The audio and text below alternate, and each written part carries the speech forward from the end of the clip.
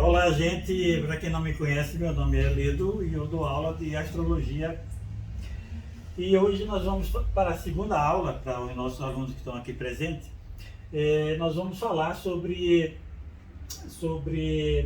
os signos, as casas e o que são as casas, o significado das casas astrológicas.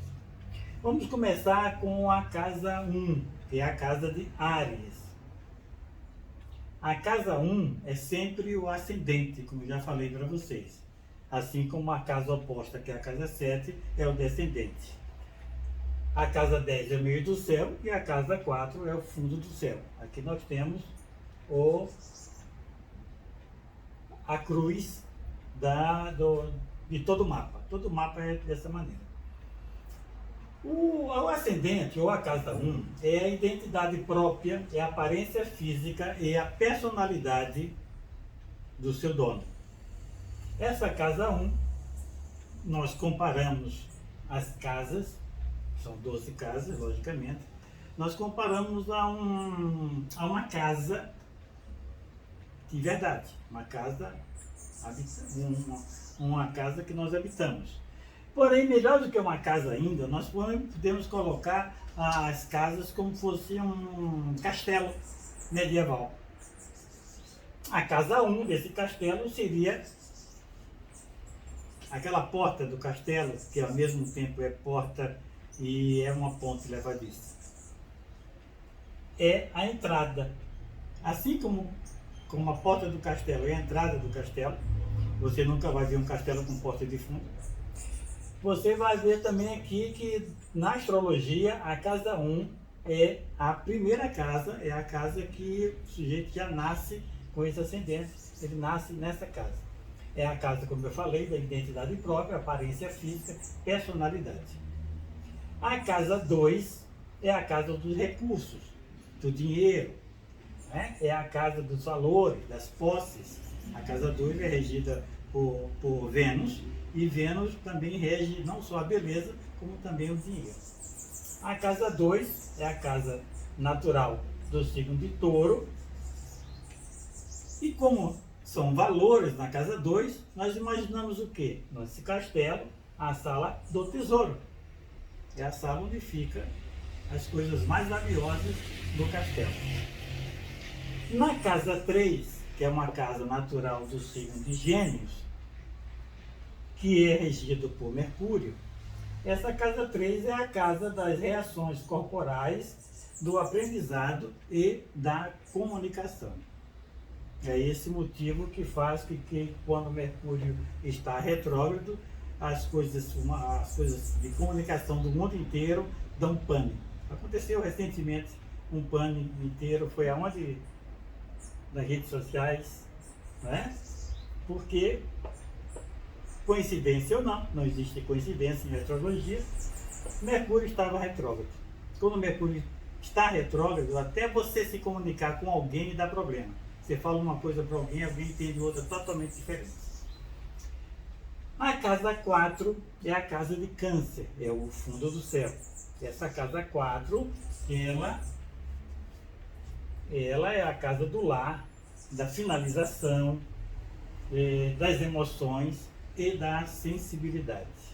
Essa casa 4, que é regida pela Lua, no castelo, como nós estávamos falando, essa casa 4 seria a cozinha do castelo. A cozinha do castelo é concorrida, né? O pessoal está tudo na cozinha, é família e tudo mais. Então, isso aqui, tipicamente, a casa 4. A casa 5 é a casa do ludo, é a casa de leão, é a casa da brincadeira, é a casa dos jogos. Então, no castelo seria o salão de jogos, no castelo. Então, é a casa da criatividade, do prazer, dos filhos, né? Da relação parental. E leão é muito ligado com os seus filhos. Então, essa é a casa de leão, a casa dos jogos no castelo, como eu falei. A casa 6 é a casa do servir. Nós temos na casa 6 quem é na Nós temos Mercúrio na casa 6. Mercúrio rege a casa 6 e rege a casa 3, porque aqui a casa 3, regida por Mercúrio, e também a casa 6. A casa 6 é obrigações, trabalhos, relações de serviço, servir. Não é o trabalho como nós imaginamos da casa 10, é o trabalho do servir. Então, é a área dos serviçais do castelo. Cavalariço, o pessoal todo que serviçais, a casa dele é a casa 6. A casa 7 é a casa do casamento, das parcerias, das sociedades. A casa 7 é a casa onde você encontra o outro e junto vocês fazem algo. Essa casa 7 é regida por Vênus. Essa casa 7 é o contrário da casa 1, que é a casa de Áries. Então, essa casa 7 é a sala do trono. Por que a sala do trono? Porque é onde você está junto com os seus pares.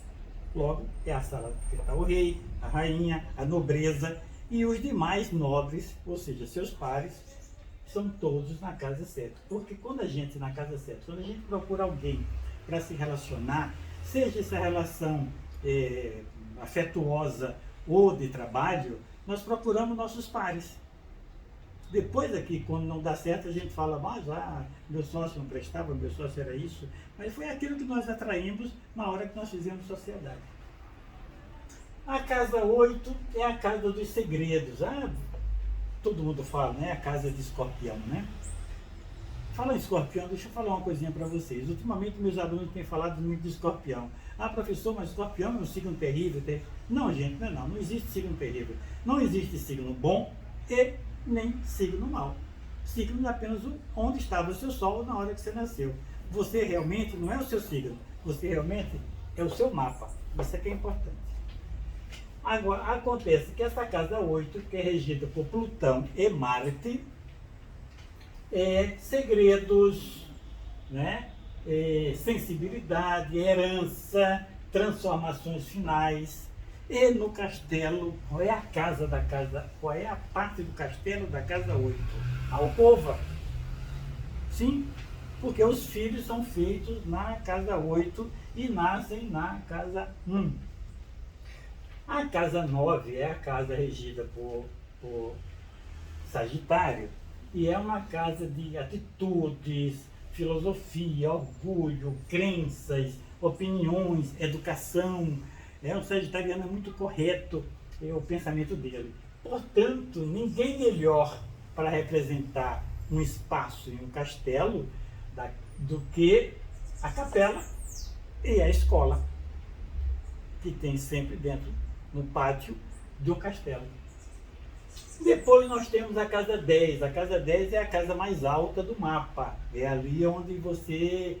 É como se você estivesse num panóptico, vendo tudo. Você sozinho vê tudo.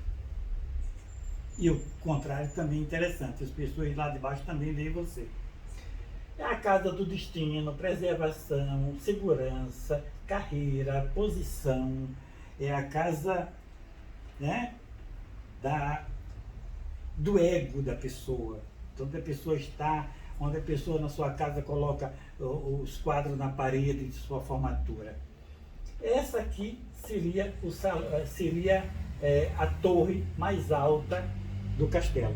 Aquela torre enorme, que é um local onde dali dá para ver tudo. Os inimigos, melhor ainda do que os amigos. Depois nós temos a casa 11, que é a casa de Aquário. Essa casa de Aquário, regida por Saturno e Urano, é a casa de idealismo, né? É a casa da consciência humana, é a casa da impossibilidade. Por que impossibilidade? Júlio Verne, o famoso escritor de ficção científica, escrevia sobre impossibilidade. 20 mil léguas submarinas, no lugar, e numa época que nem submarino existia, era uma impossibilidade. Viagem à Lua, como ele escreveu, era uma impossibilidade. Então, todos os escritos de ficção científica, por isso são ficção científica, são impossibilidades. E, normalmente, quem escreve ficção científica ou é do signo de Aquário, ou possui Aquário muito forte no mapa. Aquário tem essa ideia de futuro, e esse futuro se concretiza. Então, Aquário. Daí nós temos a casa 12. A casa 12 também, algumas pessoas se arrepiam com a casa 12. A casa 12, meu Deus do céu, né? É o ai Jesus do mapa. Não é essa coisa toda, não.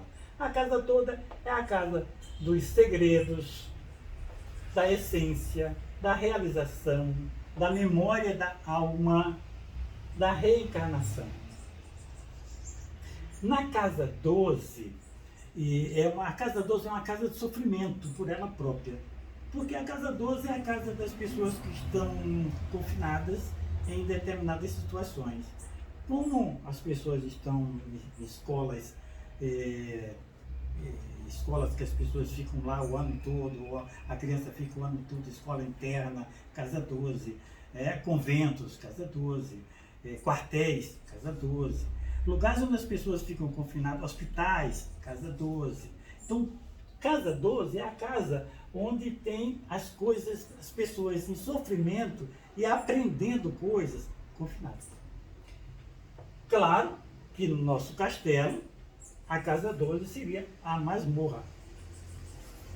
Tem lugar melhor um castelo do que a masmorra na casa 12. Mais uma coisinha para falar para vocês é que a mandala, ela tá vendo a direção da seta? A mandala gira ao contrário dos ponteiros de um relógio. Enquanto que o centro da mandala é o planeta Terra, que gira igualzinho ao ponteiro do relógio. Então, quando a Terra gira dessa posição, obviamente o céu aparenta girar ao contrário. Isso aqui é o céu, quando a gente olha para cima, lá é onde o Sol nasce, para cá o Sol se põe, e a gente vê normalmente o Sol nascer, passar pela nossa cabeça, que seria a casa 10, e se pôr. Porque essa é a parte do dia, e aqui embaixo é a parte da noite. É importante falar isso porque quando as pessoas dizem tal coisa é verdadeira, porque é lógica. É lógico que isso é verdade. Gente, nem sempre a lógica nos conduz à verdade. Porque é lógico, para mim e para todos nós, que o Sol se move. Porque eu vejo o Sol nascer toda de manhã, passar pela minha cabeça e se pôr no ocidente. Ele se move. Na verdade, isso é lógico apenas, mas não é verdade. Gente, até mais, até o restante da aula. E agora nós vamos dar um pequeno intervalo. Muito obrigado por tudo.